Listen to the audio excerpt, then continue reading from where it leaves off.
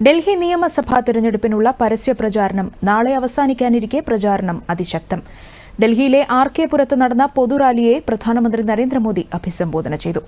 തിരഞ്ഞെടുപ്പിന് മുൻപേ തന്നെ ആം ആദ്മി പാർട്ടി നേതാക്കൾ രാജിവെക്കുകയാണെന്ന് പ്രധാനമന്ത്രി പറഞ്ഞു. कोई भी जनहित की योजना को बंद नहीं किया जाएगा।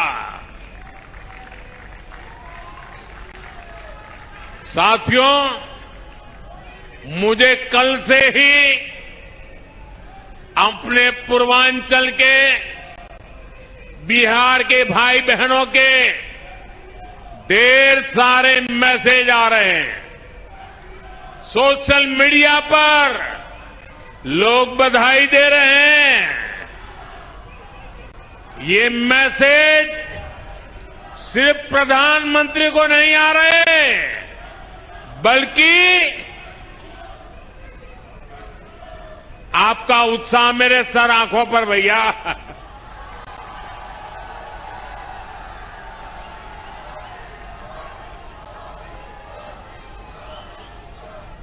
ഇത്തവണ ഡൽഹിയിൽ ബി.ജെ.പി. സർക്കാർ രൂപീകരിക്കുമെന്നും അദ്ദേഹം ആത്മവിശ്വാസം പ്രകടിപ്പിച്ചു.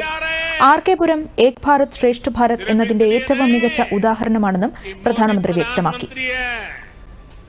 പാർട്ടി നേതാവും കേന്ദ്രമന്ത്രിയുമായ രാജ്നാഥ് സിംഗ് രജീന്ദർ നഗർ, ചാന്ദ്നി ചൌക്ക്, ലക്ഷ്മി നഗർ എന്നിവിടങ്ങളിൽ റാലികൾ നടത്തും.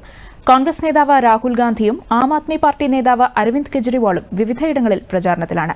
70-അംഗ ഡൽഹി നിയമസഭാ തെരഞ്ഞെടുപ്പിലേക്കുള്ള വോട്ടെടുപ്പ് ഈ മാസം 5-നാണ്. വോട്ടെണ്ണൽ ഈ മാസം 8-ന് നടക്കും. ഡൽഹിയിൽ നീതിയുക്തവും അഴിമതിരഹിതവുമായ തിരഞ്ഞെടുപ്പ് ഉറപ്പാക്കുന്നതിനായി ആവശ്യമായ നടപടികൾ സ്വീകരിക്കണമെന്ന് കേന്ദ്ര തിരഞ്ഞെടുപ്പ് കമ്മീഷൻ ഡൽഹി മുഖ്യ തിരഞ്ഞെടുപ്പ് ഓഫീസർക്ക് നിർദ്ദേശം നൽകി. തിരഞ്ഞെടുപ്പിന് മുൻപുള്ള 72 മണിക്കൂറിൽ ക്രമസമാധാനം ഉറപ്പുവരുത്തണം. പണമൊഴുക്കി വോട്ടർമാരെ സ്വാധീനിക്കുന്നതില്ല എന്ന് ഉറപ്പാക്കണം. മദ്യം, മയക്കുമരുന്ന് എന്നിവയുടെ ഒഴുക്ക് തടയണമെന്നും തിരഞ്ഞെടുപ്പ് കമ്മീഷൻ വ്യക്തമാക്കി. അതിനിടെ ഡൽഹി നിയമസഭാ തിരഞ്ഞെടുപ്പിന്റെ ഭാഗമായി നിരവധി ഭിന്നശേഷിക്കാരും മുതിർന്ന പൌരന്മാരും വീട്ടിൽ നിന്നും വോട്ട് രേഖപ്പെടുത്തിയതായി ഡൽഹി മുഖ്യ തിരഞ്ഞെടുപ്പ് ഓഫീസർ അറിയിച്ചു. കഴിഞ്ഞ മാസം അവസാനത്തോടെ ആകെ രജിസ്റ്റർ ചെയ്തിട്ടുള്ളവരിൽ 90% പേരും ഈ സജ്ജീകരണം പ്രയോജനപ്പെടുത്തി.